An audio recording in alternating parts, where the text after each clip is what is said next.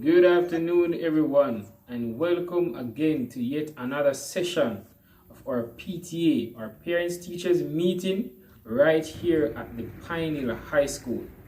Sadly, what have brought us here today is a situation that has happened amongst a set of students, particularly from the grade 9 class. They have been very disruptive, and we have gathered here today to assess some of these issues and the challenges even the teacher faces on a daily basis with some of these students. And so we have here today Miss Shauna Smith. She will be disclosing and making some highlights as it relates to lateness. And also Mr. Brian Stone, he will be looking at the concept or the matter of graffiti in school.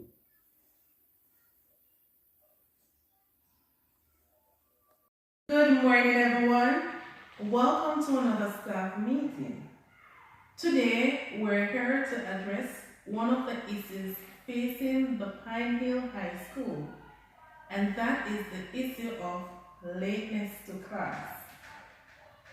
Factors influencing lateness to class includes bad weather conditions, illness, poor road conditions, distance from school, household chores, heavy traffic, and last but not least, lack of transportation. When students come to school late, it can disrupt the flow of a lecture or discussion. Lateness could result into poor academic achievement, disruption in class, difficulty in keeping accurate records, reduce the ability to meet instructional targets, and damage of school's reputation. So some workable solutions to these issues are: number one, set rules and expectations and stick with them. So teachers, you should lead by example. Also, you could introduce a competition where students will be rewarded for their punctuality. The second reason is you could reach out and speak to students who are late and also their parents and guardians to find out the reason for their lateness. Third, you could refer them to the guidance counselor for further intervention.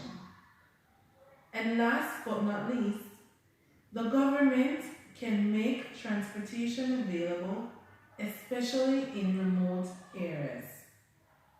So I can implore you, if all these are put into place, then these issues will be resolved.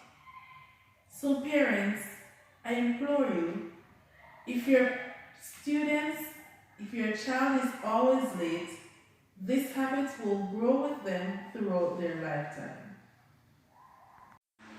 Very well said, Miss Shauna Smith. And parents, please remember, this we are not in this alone, because united we stand and divided we fall. So in order for us to mitigate against these issues, we have to work together. Because on a biblical perspective, the Bible states that you should train up a child in the way they should go, right? That when they become old, they will not depart. So you have a parental role to play at home. Please ensure that you instill proper morals in your child, right?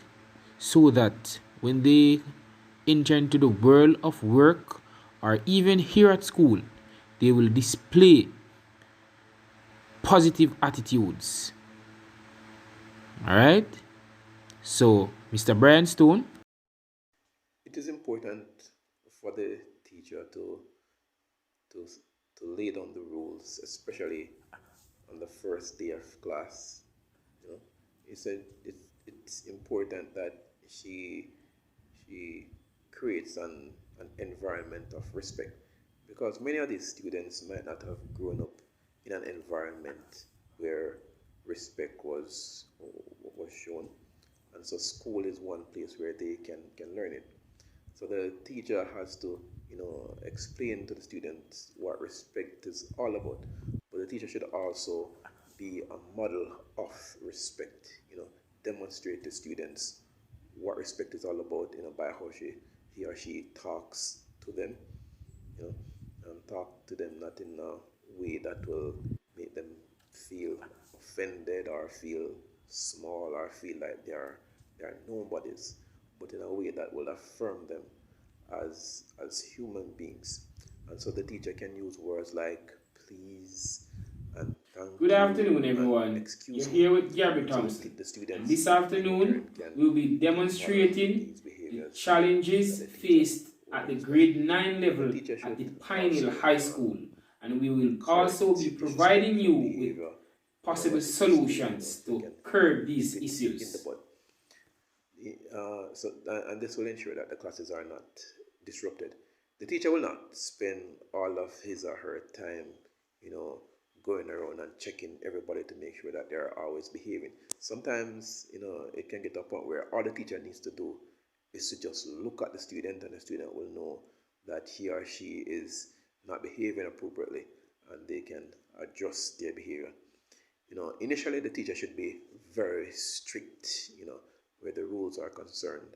But as time goes by, he or she can relax the rules, because the students, would have gotten to the place where they understand these rules and they have been putting these rules into practice. So the teacher might not have to be so strict um, as time goes by.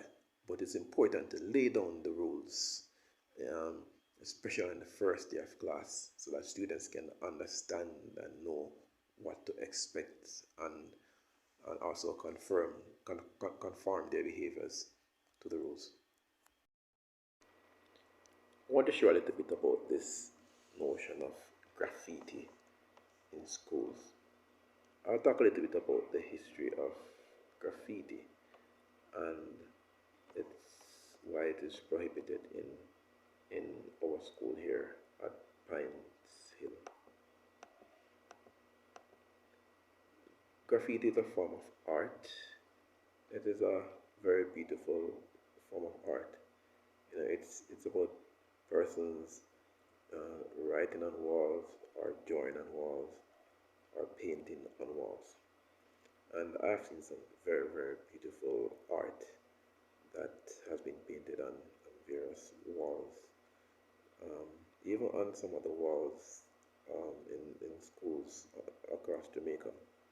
So graffiti can be, a very beautiful form of art. It started in the 1960s, but it started out as a movement against authority, you know, um, and as time went by, especially throughout the 1980s, law enforcement people started to crack down on it, because when people used to graffiti back then, it was a way to rebel against authority and against some of the things that were happening in society. And so back then it was seen as illegal. So persons wanted to pass on their messages, and so they would draw pictures on walls, or they might write things and so on. So it started out as a kind of rebellion. But as time went by, it began to evolve in art, into art. So people began to appreciate the beauty of, of graffiti. Now, where graffiti can be seen as a bad thing is you when the person writes or draws or paints on a wall without permission. When the person draws or paints or writes on a wall that does not belong to them, and they did not obtain the appropriate permission to do so. So that is where it becomes wrong. But it is good when it is the person's own wall that the person has been drawing on, or painting on, or writing on. So if you own a building, you are free to, put whatever you want to put on the building. But if you do not own the building, then you do not really have the right, unless you're given permission. Unless you're given permission, you do not have the right to write or draw or paint on that building. So graffiti can be good and legal if permission has been granted or if the person actually owns the property on which the artwork is being done. But it is bad when it is done illegally, without permission, on property that does not belong to the person who is doing the art. So graffiti can be a good thing and a bad thing depending on the context. In the school context, we here at Pine Hill, we're not against students expressing their artistic dispositions. We're not against that. In fact, we affirm art, and art is one of our main courses here at Pine Hill. So we love when students express themselves in the form of art, but we want them to do it in the right way. We do not want, we want them to understand that the school property really does not belong to them. And so in that way, they do not have the right to write whatever, or draw whatever, or paint whatever they might want to paint on the walls of the school, since it is not their property.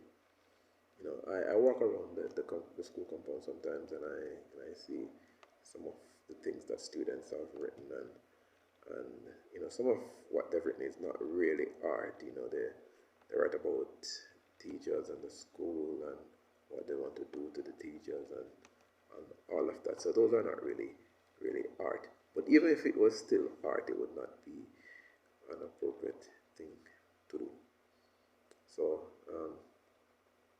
So I see it now and then throughout the school, and this is something that we want to stamp out of the school. This illegal painting, illegal drawing, and illegal writing on the school property. We have an art room where students want to express themselves. They can go down to the art room at any time. It's a big art room. It can hold at least 200 students. So they're free to do that. So they don't have any need to draw anything on the walls. And if they have a problem, the appropriate thing to do is not to express themselves in that way by drawing on the wall, but they can come and they can talk to the teachers. They can also come to my office and talk to me, and we can find a solution for whatever challenge or problem that they might be experiencing. So they don't have to write or draw on the wall, to express their concerns or their challenges. We think that as a staff we're very open, we're very friendly, we're very approachable. So when I get reports of students writing on the walls, it is it's sad, and I try to talk to them and tell them that look, don't do this. I've even gone as far as buying art books for some of the students, so that they can do their drawing in those books and not on the wall. So yes, graffiti can be good when it's your property or when you have had permission to do the drawing or writing or painting. But if it's not, Thank you very much, Mr. Stone, for that presentation. Well articulated, and that information was also very much informative.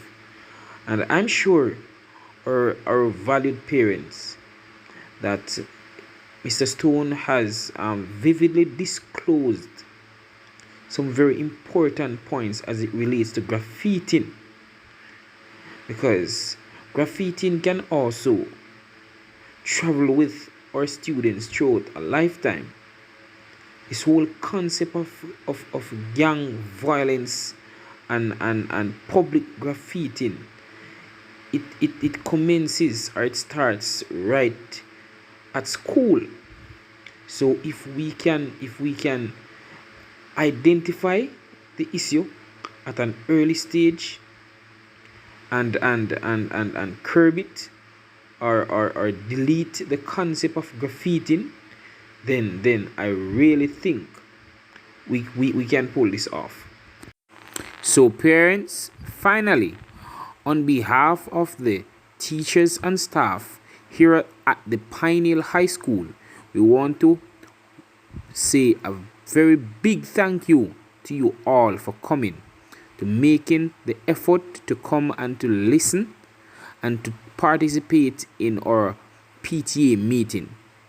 And please come again. And also a very special thanks to our presenters, Mr. Brian Stone, and also to Mrs. Shauna Smith, and also myself, Mr. Gabby Thompson.